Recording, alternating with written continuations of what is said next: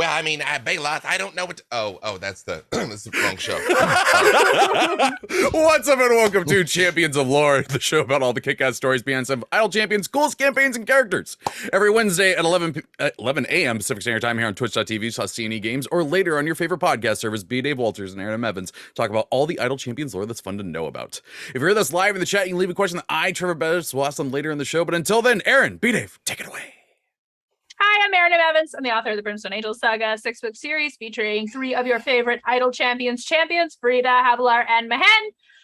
I am content designer for Idle Champions, and I play Cecilia on Dungeon Scrawlers, and I play Havilar on Idle Champions Presents The Black Pits. Hey! B. Dave Walters, I say words about things. You can find me all over the interwebs, where fine streaming content can be located, occasionally on TV. I just felt super left out about having a coordinated costume with Havilar, so Erin and I were doing the, there it is. And I didn't. Here's the problem with us being the twins. She's the smart and pretty one, and the tough one. So I don't know. I'm not sure what's left, but I can reach high things. I can reach high things. I love it. The black belts and stuff. I think you definitely get the tough one before we even start conversations about who's the prettiest or smartest. That's the advantage of being twins. Yeah. So Cassie's put in the chat, no Black Pit spoilers, please. And you don't have to worry. We're not going to be spoiling Black Pits here. But we are going to be talking about stuff that is near it. Well, I mean, Havilar's there, and I'm there, and there is a pit, and it's black. I mean, I don't know. Is that a spoiler? Or is that just like... To be fair, it's not. Literally just happened. Right, it's more about the journey than about the events, anyway. So it wasn't a journey. We went one place. It wasn't a journey. We went one place. The journey's in here, man. The journey's in here. Oh yeah, the road. When the guts come out and they're all over the place. Oh, that's the journey. Oh, that's the journey we both been on. Okay, all right. The journey was the enemies we killed along the way. I like that. I like that. Yeah, you should get that as a tattoo. I think next week's episode is going to be fun. But this week's episode is now. And we thought, what a better time to talk about the Underdark itself than with the Black Pits going on, because the Black Pits is located somewhere in the Underdark. But there isn't too much lore about it because it was added fairly recently with the enhanced edition of Baldur's Gate 1 and 2, which Mark Muir voiced Bailoth for, and where Bailoth comes from. But yeah, all it says for location is the Black Pits was located on an island somewhere in the Underdark. It was used to pit adventurers against monsters and other adventuring groups. When the contestants had won 15 battles, they would fight the pitmaster themselves. Ooh. and for all of the memes, Bailoth is exactly that. He's this really tough boss, and then when you unlock him as playable, he's lost his power. And can't do all the things he did to you right before. So like, Bailoth is that meme, which I appreciate. On a meta level, if Bailoth was aware of memes, he would do that on purpose. To be like, I can't meet your swarm anymore, friends.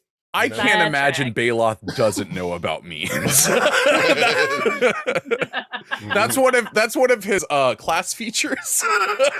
It's true. Memes. It's true. But so the Black Pits are in the Underdark, but we've talked about factions of the Underdark and some things that live there, but what is the Underdark?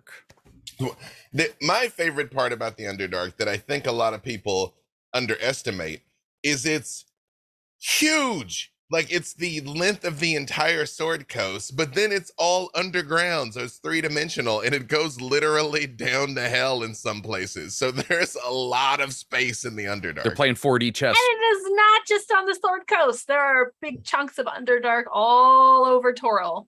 Yep. Oh, there was the part of the Underdark extends into the Shadowfell. Remember the extra The Shadowdark. The Shadowdark. That's the most emo of elves. Like they're born with the mascara on. It's constantly playing My Chemical Romance when you're down there. It's just, but imagine though if like two negatives made a positive, and you go to the Shadow Dark and they're just super chill. You know what I mean? It's just like all the emo-ness, and they're just until like so the laid clove back. cigarettes run out. That's true. So there's an IPA shortage. Yeah. My Alchemical Romance. Well done, Garwar. Well done. That's it. We're done. Stop the show. Go watch the Blank Thank Pits. you all. We're not gonna top that, you know. But The yes, Underdark is underground world, but not just like caves, right?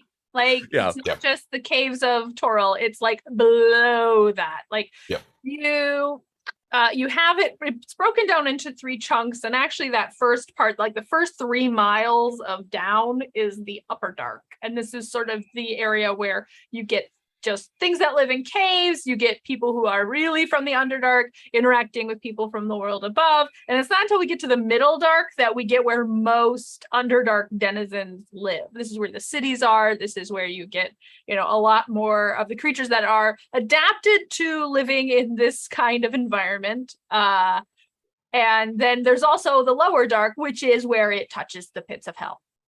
Yeah, as you do. Or the abyss. Yeah, it says 10 miles below the surface, the Lower Dark was where even those who knew the Underdark were loath to go. I love the naming conventions there, because it's just Upper Dark, Middle Dark, Lower Dark. Yep. But it's all Underdark. How much dark would the Middle Dark if the Middle Dark could go with Lower Dark?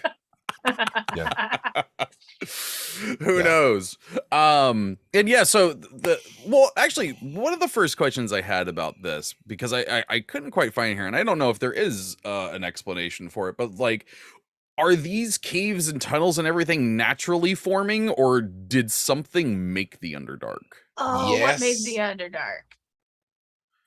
In my experience with it, it's both. I mean, because there's big cavernous areas, but there's also like claustrophobic little tunnely areas, and then apocalyptic mind-twisting hellscape areas. As you do.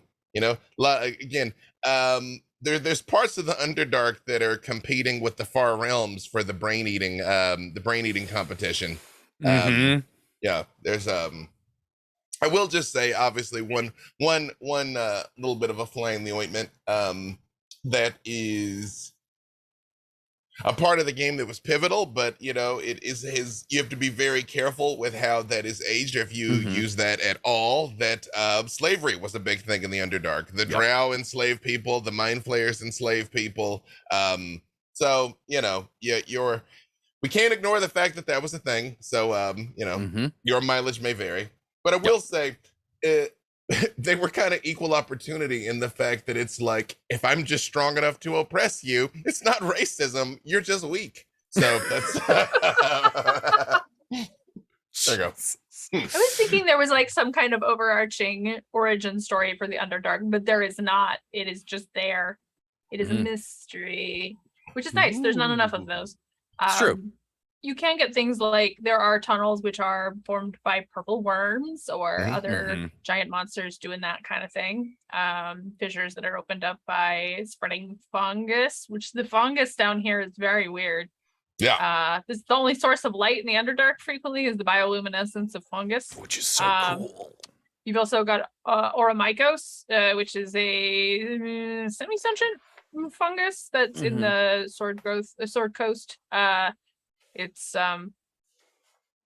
features heavily in Out of the Abyss, I believe, as a thing you're supposed to protect, or you don't.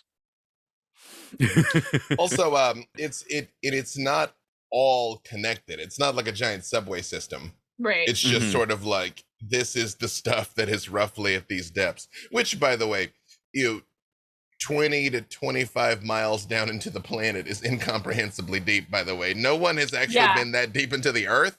So there might really be an Underdark. I'm just saying. Nobody's checked. Nobody's checked. Someone pops a little camera down there, and hook horrors are like, "What are you doing?" Aliens!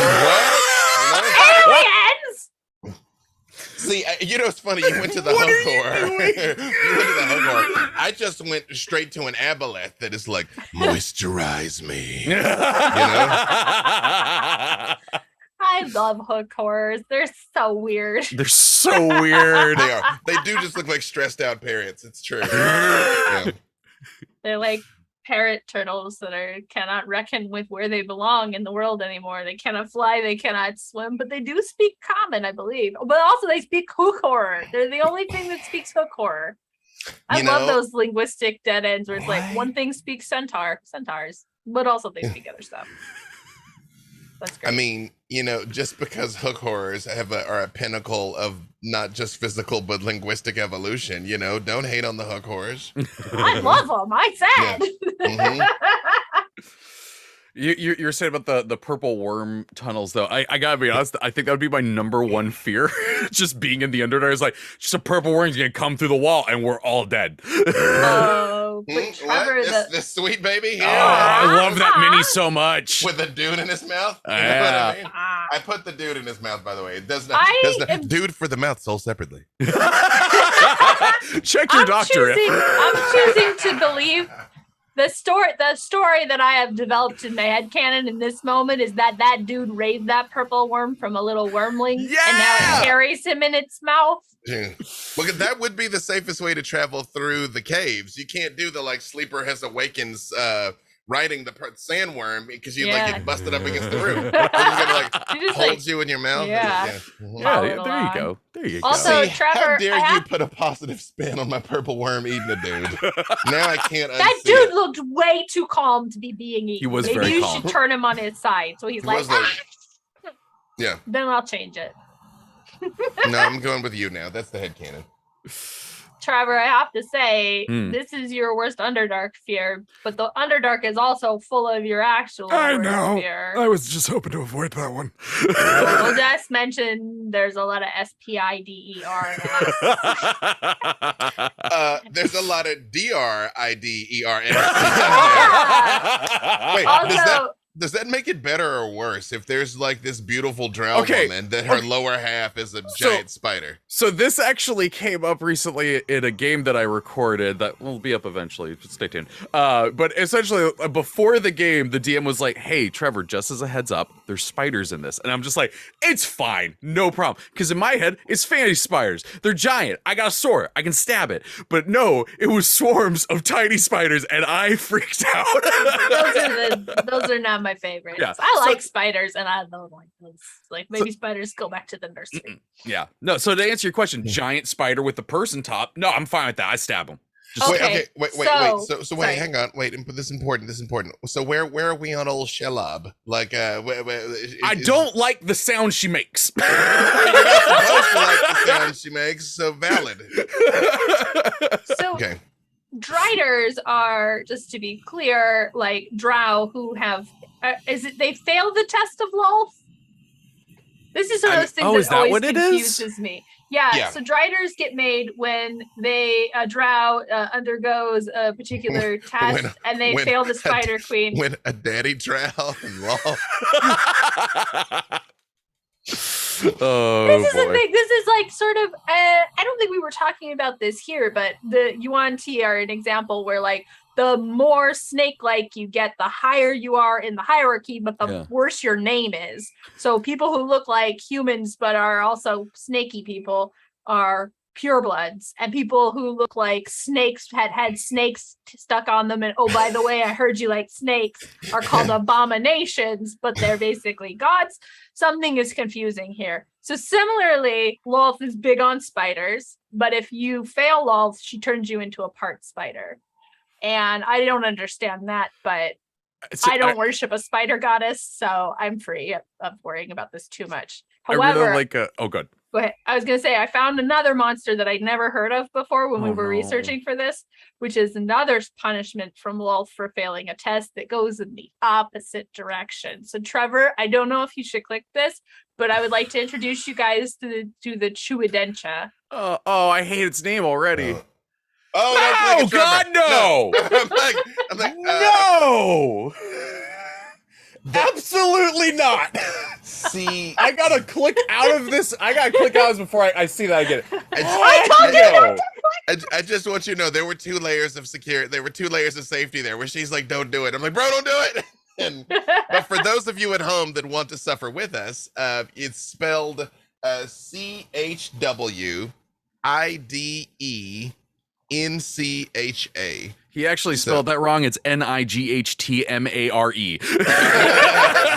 They're also called spider leg horrors. Spider. Yeah, I wonder why. There is a reason. Now, see, that looks like somebody who displeased the Spider Queen. You know what I mean? Right? Like, the Drider's still pretty metal. Like, I get that you're like, oh, it's a punishment. Like, I'm seriously, "Is it though?"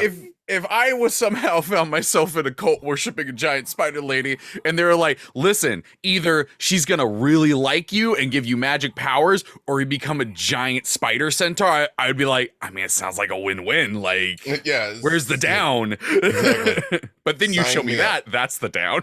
That's the down. That's the lower dark. There. Like I said, I like spiders, but not that. No.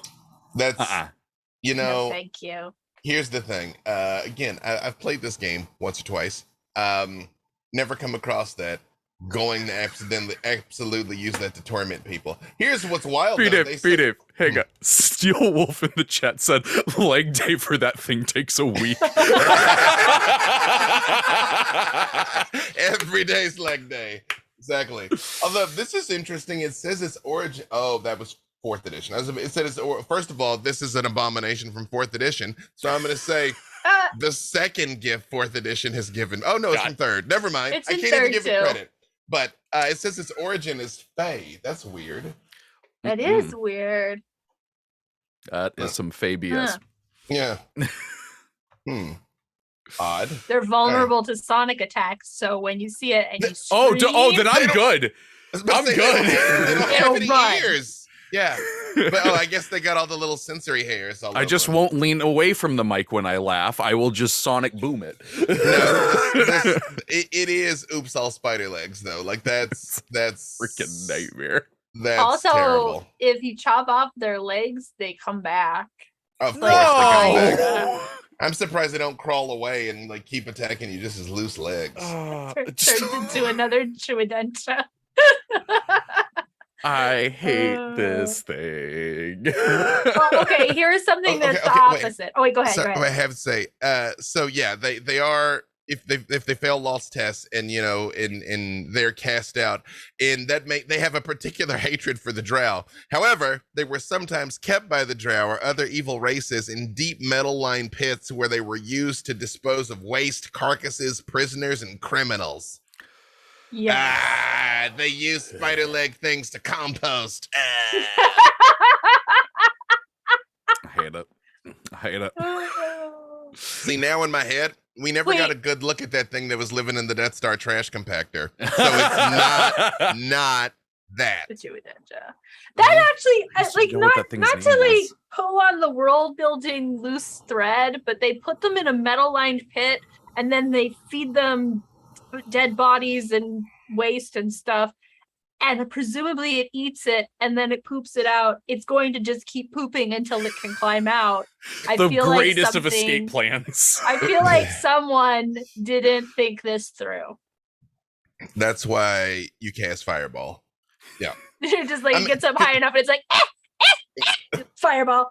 I mean, could Clear the you whole imagine problem. that's when you were like, oh, Chewingus pooped too high. Get in here and Dreadskull88 said, how do they see? And we're not getting into that. I don't want to know how those things see. No, thank you.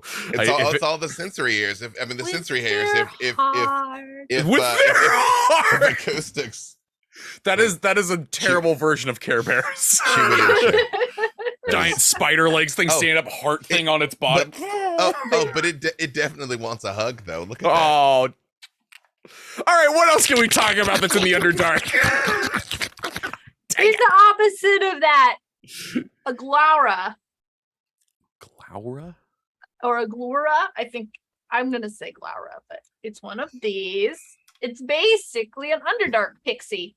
What? They're also called unicorns of the deep, although they don't have anything to do with a unicorn. They are Why? people-sized, not tiny. They look like they should be tiny, but they're medium.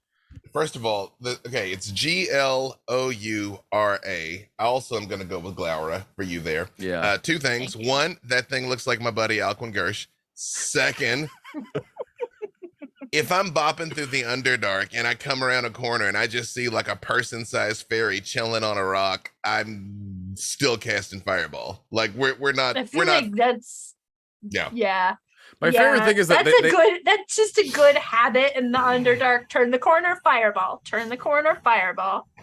Like I like that they still have butterfly wings, but mainly because they have the antenna coming out of their head, which I'm like, that's an extra thing that's pretty funny. But I'm also like, wouldn't it have been like, shouldn't they have moth wings? I don't know. Like I always say, like the other version of butterfly being a moth, but I guess it's underground. I don't know. It's because they're still. I agree they should have moth wings, but I mean, are they born in the Underdark or are they stuck in the Underdark? They are Fae. Yeah. Yeah. Yeah, I don't know. They're from the Upper Dark. Oh. A triplet of Glauras owned a small fest hall in the drow city of Shamath.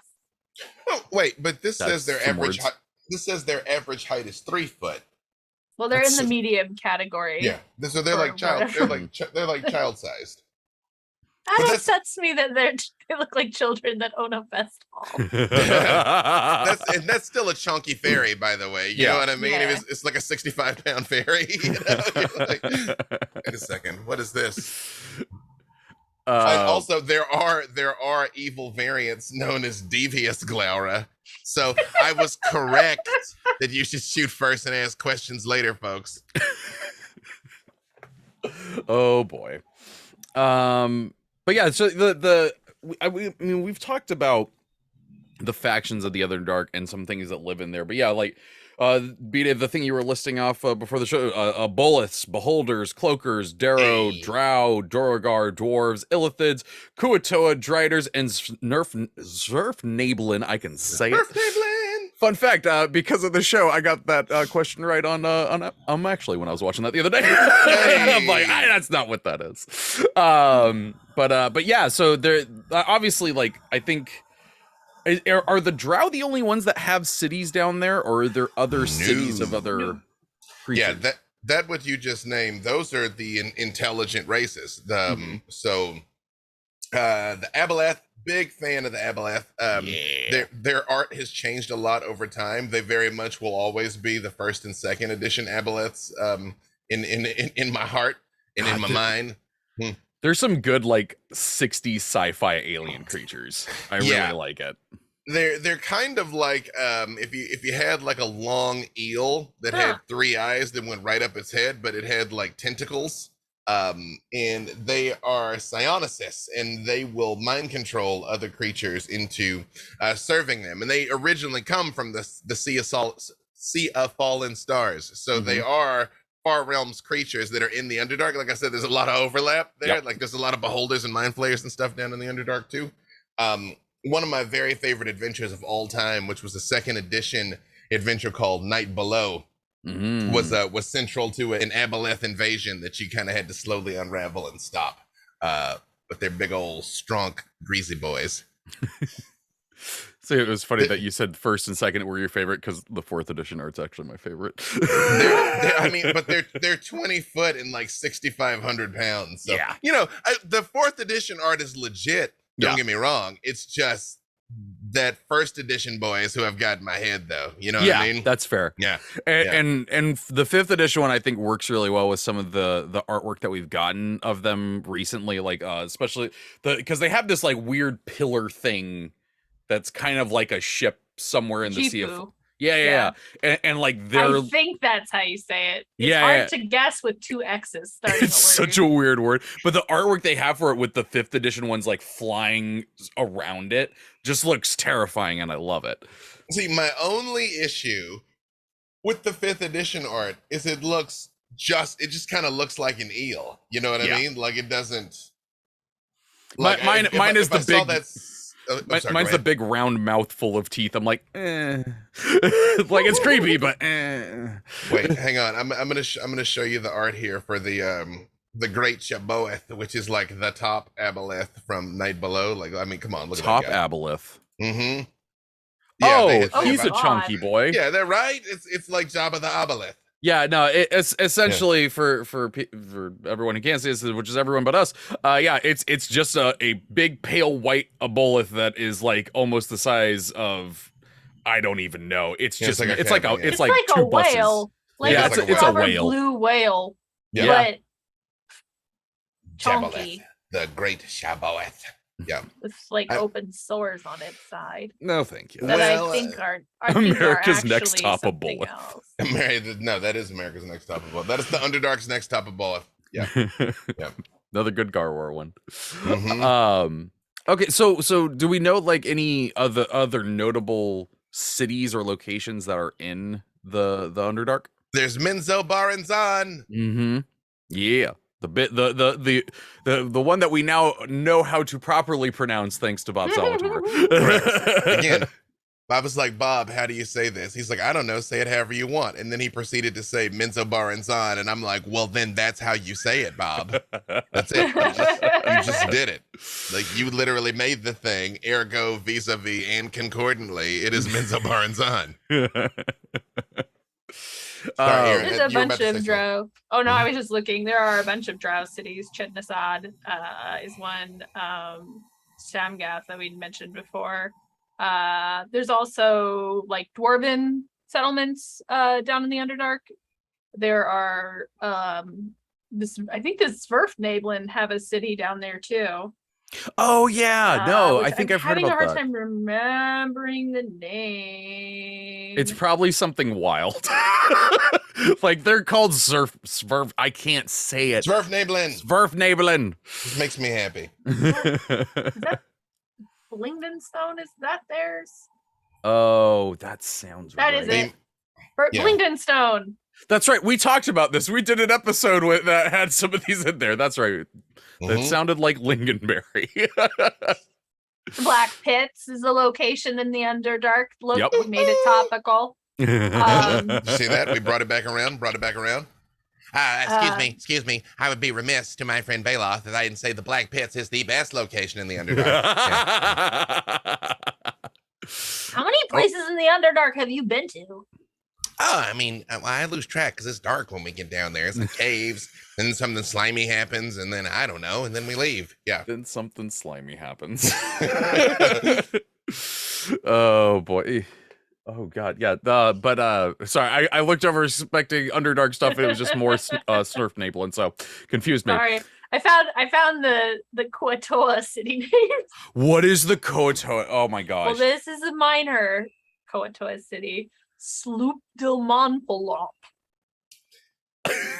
There's also Shout out sorry. to Blipdul Boop, the one true God. Sloopbludop is another Koatoa village.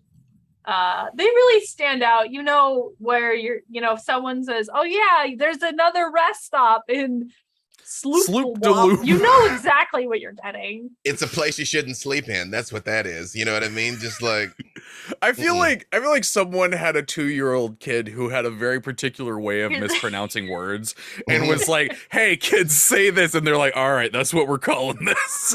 There's another way. Gathgulgapool.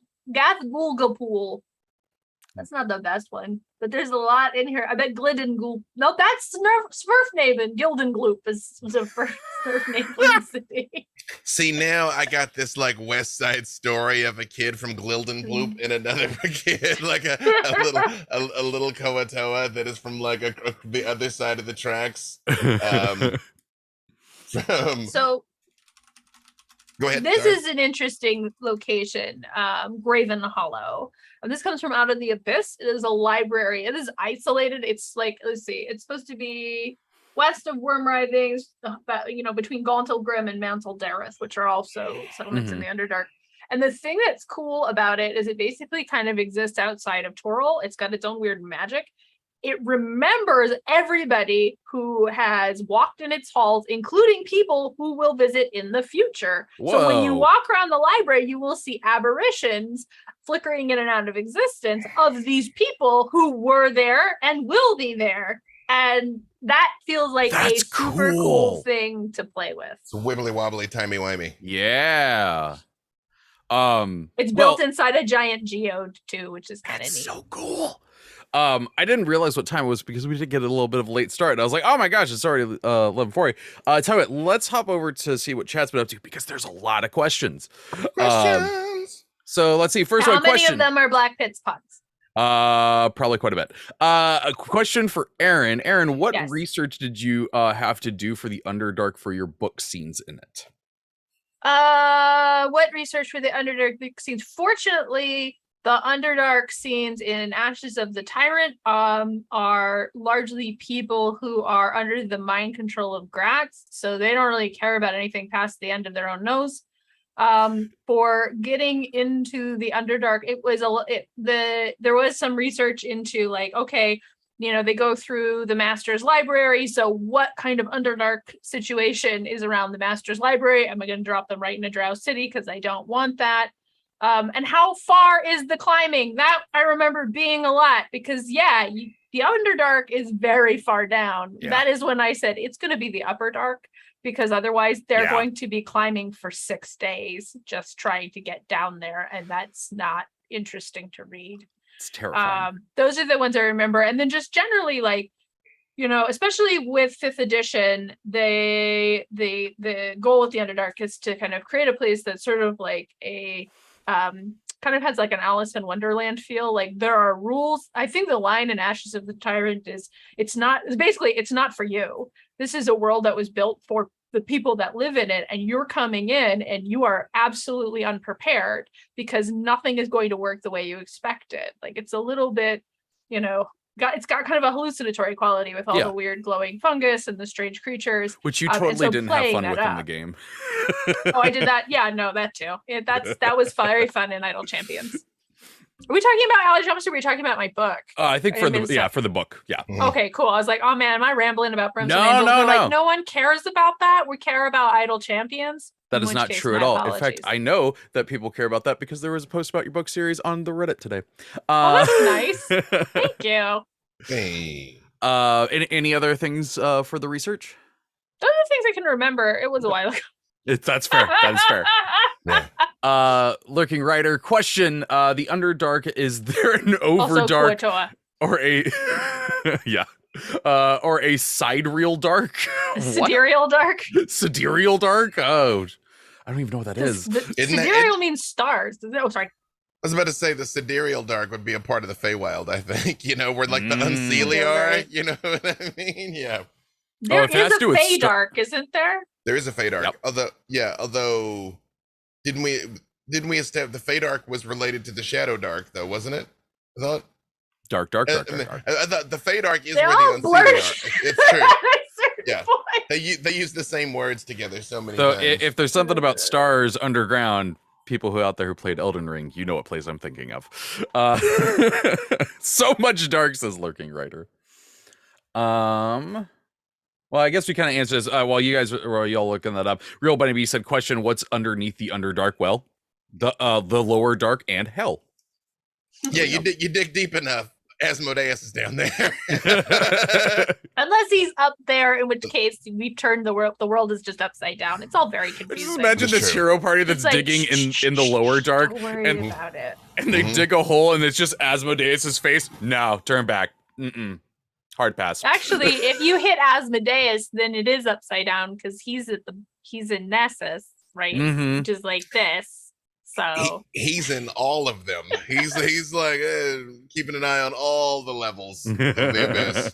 Yeah, but like if he's like literally in, you know, wow, I've just completely blanked on what the first level of hell is. Oh, Avernus. Avernus, thank you. I'm like, Abyss. I'm like, other place. Yeah, if he's just like standing around in Avernus, I feel like that's a level of micromanagement that he doesn't need to do because he has such presence. Everybody's already afraid he's there. So it's like that's why I hired a day shift manager, Zariel. Sure.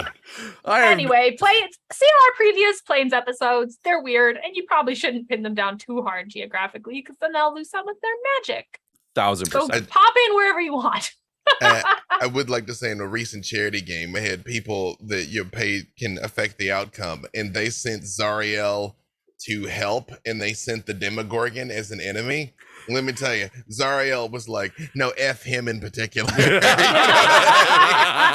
Like, you guys are mortals. I don't care. You brought a demon to this party? I'm sorry. Yeah. I'm gonna go talk to that guy. Yeah. And they were kind of doing kaiju battle in the background while this stuff was happening. It's like, asking a devil, an archdevil or archdevil stand-in for help is you know. I will say by the numbers, the Demogorgon was working. Sorry.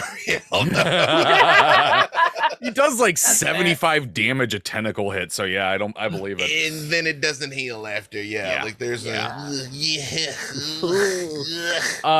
Stabigail has 2 questions. Hi, Stabigail. What are your feelings as authors, players, and DMs about the changeover from infravision, heat signature and glowing eyes, versus dark vision? What do you think of that? Magic That was before my time. Yeah. It very much was my time, and people got very pedantic about it. It's just like some people can see in the dark, bro. It's all right.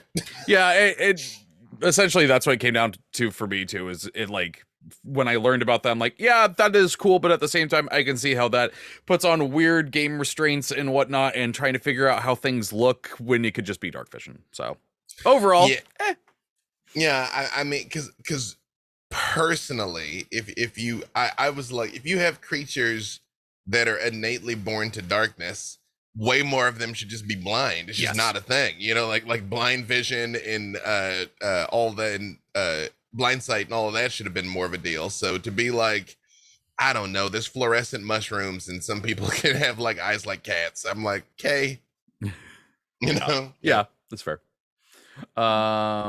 Let's see. The second question. Yes. I got cut off. I actually just saw that Stabigail put in there, so I looked lower and found it. So the second question is, what do you think of the changeover from Drow magic being unusable or backfiring or fading away on the surface to it now being usable? And for me, that's the same thing where it's just it's for gameplay mechanics, just let them have fun. I think that's the thing, is like, that's cool flavor for world building, particularly for like a novel, or if those are your enemies and you can lure them up to the surface, then they won't be able to do the same kind of damage. But if you're a player, that's the limitation. And since people do really like playing Drow, like, just like, guys, we can only fight at nighttime or when we're underground. Yeah. Right. That sucks. A lot. Also, I would be remiss if I didn't point out that Bailoth the Entertainer is by the most powerful and feared of all Drow everywhere. Slayer of Tiamat, and I was there for that. Love that even though these were pre-recorded, it still feels like Freely was trying to get some extra advantage on some attacks. He said I got back in participation, so I don't know what that means. That apparently, if we sell a lot of tickets, that's a good thing. Anything that limits the player choice is bad. If you're like, why haven't the Drow risen up and killed everybody? And it's like, well, if they move more than 10 feet away from the wall, the phone cord catches, And you're like, okay, like that's all right, got it. The Drow still all have corded phones. That's why they haven't, Canon. All of their sending stones have a cord. Exactly. Yeah.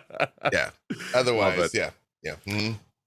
Lurking Rider has a future question. We've had Havilar recaps, and I hope we have many more, but could we have possibly a Freely or Gratz recap too? No, here's the problem with that. We got the same problem, and that's like neither of us are paying attention to it. I can't tell you what happened. I don't know. So let Havilar tell you. I mean, we did something awesome, didn't we, little bro? Yeah, I mean, I thought we did. But we're not supposed to talk about it. We're not supposed to give spoilers. I don't know that word, but yeah, that's so we let Havilar handle it. That nearly killed me. Catch 23 says, question, if you're inside the cave. Can I say what I appreciate by the numbers, Gratz is still a genius. And it's still I feel like he just doesn't care. I feel like Gratz just there was Just as a sidebar, I DM'd the last session of my run for Dungeon Scrawlers, and they were breaking into the Argent Palace. They had to sneak past a Sibriax and then deal with Gratz, and then Glaj's whole trick was basically to give Gratz the Wand of Orcus with an amplification spell on it, so Orcus busted in like, where the F is my wand. And they were like, can we trick them? And I'm like, let's see. No, not even a little. No. You guys are rolling very well, but these are gods, basically. So, command. Yeah. Also, a Tarask showed up. It got weird. It's first. And speaking of asking, proud of you. Thank you. Speaking of asking devils for help, they found the portal back to Malbolge because Glaj is the one that set them up to do this. And they're like, oh no, Song got eaten by a Tarask. There's demons. Everybody's freaking out. Come help us. And she's like, this sounds like a you problem. No. Because my part got done. Now, if you want to make a deal, we can have a conversation about that. But otherwise, I'm just going to enjoy the show. Like, no, that didn't work. But they managed. Rex Verde coming in with a deep cut. Gratz is Val Kilmer and real genius. Brilliant, beautiful, and uncaring. Yes. That is a deep cut. That is a deep cut. All of us, you do your Gratz at your table. I just love very broy Gratz. Oh, I do as too. As they know, is based on a real human being that I won't say. Okay, two quick ones here before we head out. Catch23 says, question, where was this? If you're inside the caves of a mountain well above sea level, is that the Overdark? Yes, I like that. Sure, I like it. And then Roram says, question, I haven't played any Underdark campaign since AD&D. Is Halaster still around down there? Reposted due forgetting the prefix. That's fine. He's in. Well, first of all, Alabaster Booty Clap was slain in battle by Bailoth the Entertainer. Died. Yeah, that's the first thing. It was kind of hilarious. But before that, he was in the Undermountain, Dungeon of the Mad Mage. The Mad Mage is Halaster Blackcloak. I mean, again, before Bailoth beat him in a fight that we were all there for. I believe parts of Undermountain touch the Underdark, so sort of. That's true. You go down deep enough, everything touches the Underdark. That's true.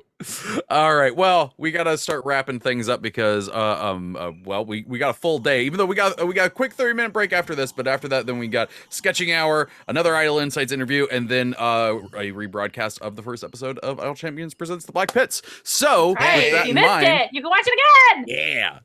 With that in mind, friends, where can people find you and what awesome things you're working on? You can find me on Twitter at Erin M. Evans. You can join me with these guys on our podcast, writing about dragons and shit, wherever you download find podcasts.